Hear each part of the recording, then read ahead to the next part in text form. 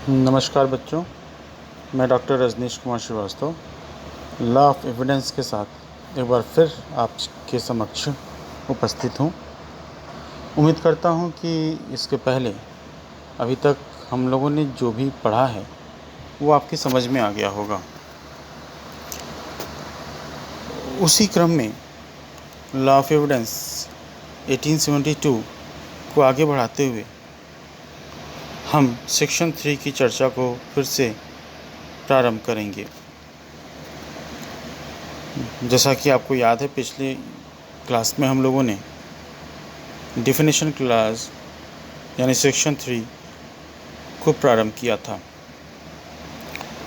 धारा 3 जो कि साक्ष्य विधि की परिभाषा खंड है, इसमें विभिन्न शब्दों को परिभाषित किया गया है, जिसमें से कुछ की चर्चा हम कर चुके हैं। उसी क्रम में आगे बढ़ते हुए हम धारा 3 में डॉक्यूमेंट यानी दस्तावेज शब्द को परिभाषित करेंगे। दस्तावेज की परिभाषा के बारे में साक्ष्य अधिनियम की धारा 3 में स्पष्ट रूप से लिखा हुआ है कि document means any matter expressed और डिस्क्राइब्ड अपॉन एनी सब्सटेंस, यानी दस्तावेज का तात्पर्य है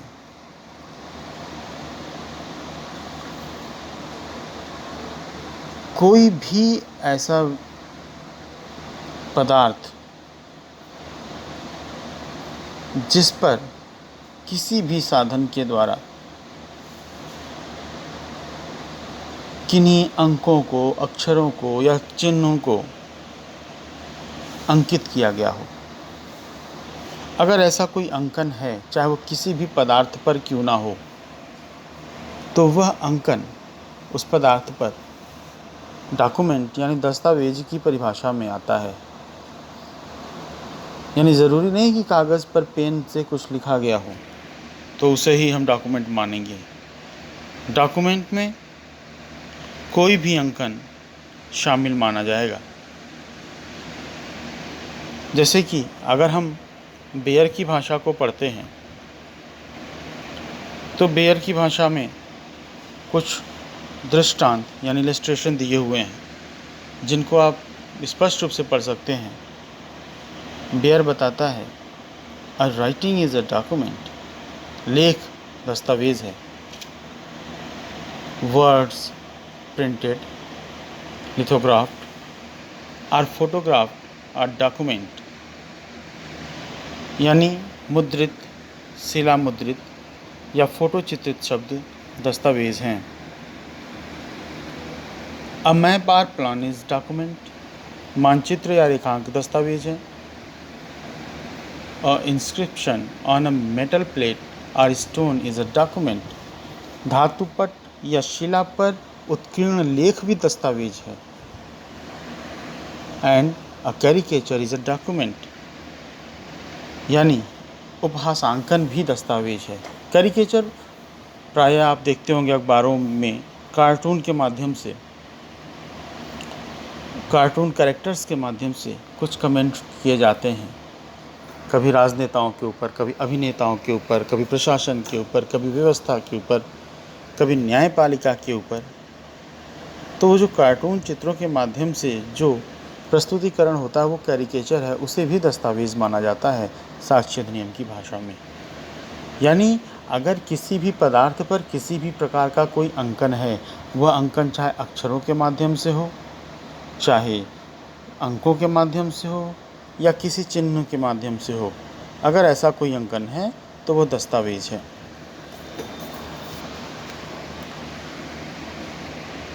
इसके पश्चात जो महत्वपूर्ण परिभाषा हमें अगली देखनी है वह है साक्ष्य की परिभाषा। It means evidence. साक्ष्य विधि में साक्ष्य की क्या परिभाषा है, यह धारा 3 स्पष्ट करता है। Section 3 of the Act clear the definition of evidence. It means this section wants to clear the meaning of evidence for the purpose of this act. And if you see the bare provisions, you will find the definition of evidence in section 3. According to section 3 of the act, we can classify the evidence in two classifications. यानी धारा 3 के में जो साक्ष्य की परिभाषा दी गई है, उस परिभाषा के आधार पर हम साक्ष्य को दो भागों में बांट सकते हैं. First is oral evidence and second is documentary evidence. पहला तो मौखिक साक्ष्य है और दूसरा दस्तावेजी साक्ष्य है. But from different angles we can classify the evidence in another various classification. लेकिन अगर हम अन्य दृष्टिकोणों से भी देखें तो हम साक्ष्य को कुछ अन्य भागों में भी वर्गीकृत कर सकते हैं, जैसे primary and secondary evidence, direct and circumstantial evidence, and the third is original और डायरेक्ट एंड हियरसे एविडेंस. तो साक्ष्य की ये जो विभिन्न क्लासिफिकेशंस हैं, इनके बारे में हम अलग अलग जानकारी करते हैं. इसमें सबसे पहला नंबर आता है ओरल एविडेंस का. ओरल एविडेंस यानी मौखिक साक्ष्य. अगर हम ओरल एविडेंस की बात करें तो हम इसे 5 पॉइंट्स में बांट सकते हैं साक्ष्य विधि के इस पेयर के अनुसार. पहला point, all statements. All statements यानी सभी कथन. विच द कोर्ट परमिट्स, जिसकी आज्ञा न्यायालय देता है, और या requires to be made before the court, जिनको न्यायालय के समक्ष प्रस्तुत किए जाने की आवश्यकता है, by witnesses, साक्षियों के द्वारा, in relation to matter of fact under inquiry, यानी जो जांच का विषय है उस विषय के लिए उसके संबंध में वे सभी स्टेटमेंट यानी कथन जिनको या तो न्यायालय करने की आज्ञा दे या न्यायालय में प्रस्तुत करना आवश्यक है, गवाहों के द्वारा, साक्षियों के द्वारा, तो वह ओरल एविडेंस है, वह मौखिक साक्ष्य है. इसके अलावा डॉक्यूमेंट्री एविडेंस की अगर हम बात करें, दस्तावेजी साक्ष्य की बात करें, तो all documents including electronic records produced for the inspections of the court, यानी न्यायालय के निरीक्षण के लिए पेश किए गए सारे दस्तावेज. अच्छा, इन दस्तावेजों में इलेक्ट्रॉनिक अभिलेख भी शामिल हैं. तो न्यायालय के निरीक्षण के लिए पेश किए गए सभी दस्तावेज जिसमें इलेक्ट्रॉनिक अभिलेख शामिल हैं, वे सभी दस्तावेज दस्तावेजी साक्ष्य कहलाते हैं. तो धारा 3 की परिभाषा के अनुसार मौखिक साक्ष्य और दस्तावेजी साक्ष्य ये दोनों महत्वपूर्ण हैं न्यायालय की प्रक्रिया के लिए. इसके पश्चात वे क्लासिफिकेशन जो कि परिस्थितियां बस बनते हैं या साक्ष्य का वह वर्गीकरण जो अन्य परिस्थितियों में हम कर सकते हैं, उसमें पहला नंबर है प्राइमरी एंड सेकेंडरी एविडेंस का, प्राथमिक एवं द्वितीयक साक्ष्य. ये सामान्य सा क्लासिफिकेशन वर्गीकरण है. Primary evidence means the evidence which is given in the first instance, and secondary evidence means that which can be given in the absence of the primary evidence. यानी प्राथमिक साक्ष्य वह साक्ष्य है जो किसी मामले में प्रथम बार पर न्यायालय के समक्ष प्रस्तुत किया जाता है, और द्वितीयक साक्ष्य सेकेंडरी एविडेंस का मतलब वह साक्ष्य है जो तब दिया जाता है जबकि प्राथमिक साक्ष्य ना हो। यानी अगर आपके पास प्राथमिक साक्ष्य नहीं है किन्हीं कारणोंवश, तो प्राथमिक साक्ष्य के स्थान पर जो साक्ष्य आप न्यायालय के समक्ष प्रस्तुत करते हैं वह सेकेंडरी एविडेंस है, वह द्वितीयक साक्ष्य है। इसके पश्चात डायरेक्ट एंड सर्कमस्टांशियल एविडेंस, यानी प्रत्यक्ष और परिस्थितिजन्य साक्ष्य। तो direct evidence is the evidence directly about the real point in issue, but circumstantial evidence is that which relates to various circumstances which are associated with the real point in issue। तो प्रत्यक्ष साक्ष्य वह साक्ष्य है जो कि तथ्य के साथ, विवादक तथ्य के साथ प्रत्यक्ष रूप से जुड़ा हुआ है। लेकिन सर्कमस्टांशियल एविडेंस, परिस्थितिजन्य साक्ष्य, वह साक्ष्य है जो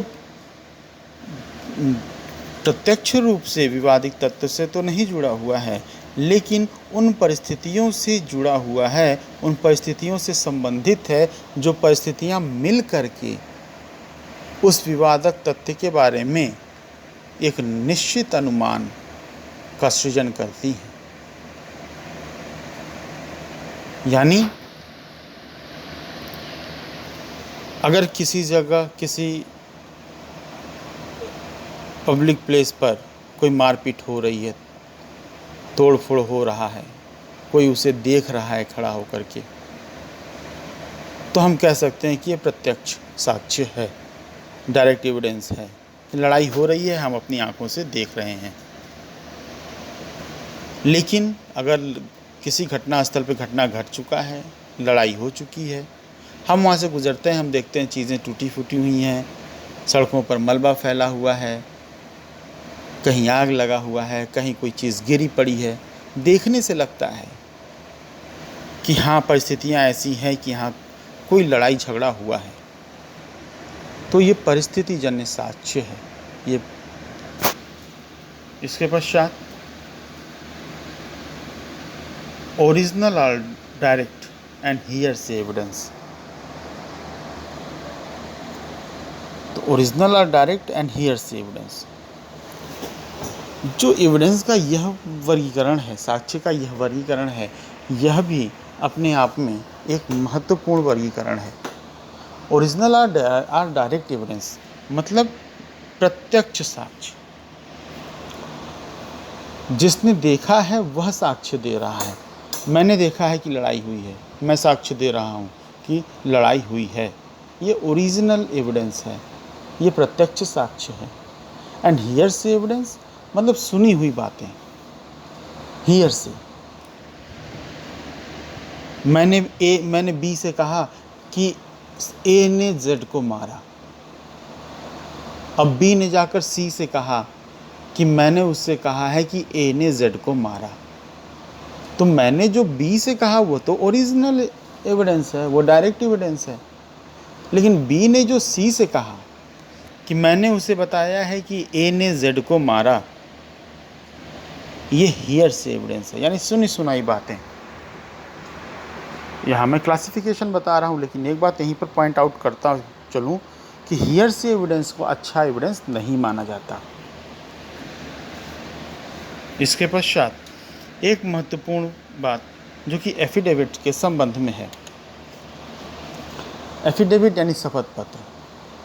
साक्ष्य विधि के अर्थों में एफिडेविट यानी शपथ पत्र साक्ष्य नहीं है। The word evidence does not include affidavits. Section 1 of the Act expressly excludes affidavits. Affidavits cannot be used as evidence unless under any provision of CPC court orders that a particular fact may be proved by affidavit. यानी शपथ पत्र को, affidavit को साक्ष्य विधि में साक्ष्य के रूप में स्वीकार नहीं किया गया है। साक्ष्य अधिनियम की धारा 1 स्पष्ट रूप से शपथ पत्र को साक्ष्य की परिधि से बाहर करता है। इसको तभी साक्ष्य के रूप में माना जा सकता है जब सीपीसी के किसी प्रोविज़न के अंतर्गत न्यायालय इस बात का आदेश दे कि पर्टिकुलर किसी फैक्ट को शपथ पत्र के माध्यम से साक्ष्य के रूप में स्वीकार किया जाए। तो जब तक ऐसा नहीं होगा तब तक एफिडेविट को साक्ष्य विधि के साक्ष्य शब्द में शामिल नहीं माना जाएगा। ठीक है बच्चों, आज के लिए बस इतना ही। साक्ष्य क्या है इसको अच्छे से समझना बहुत अनिवार्य है। एक बार इसे अच्छे से पढ़ लीजिए बेयर की लैंग्वेज के साथ। इसके बाद हम पुनः एक बार फिर साक्ष्य विधि की चर्चा करेंगे। धन्यवाद।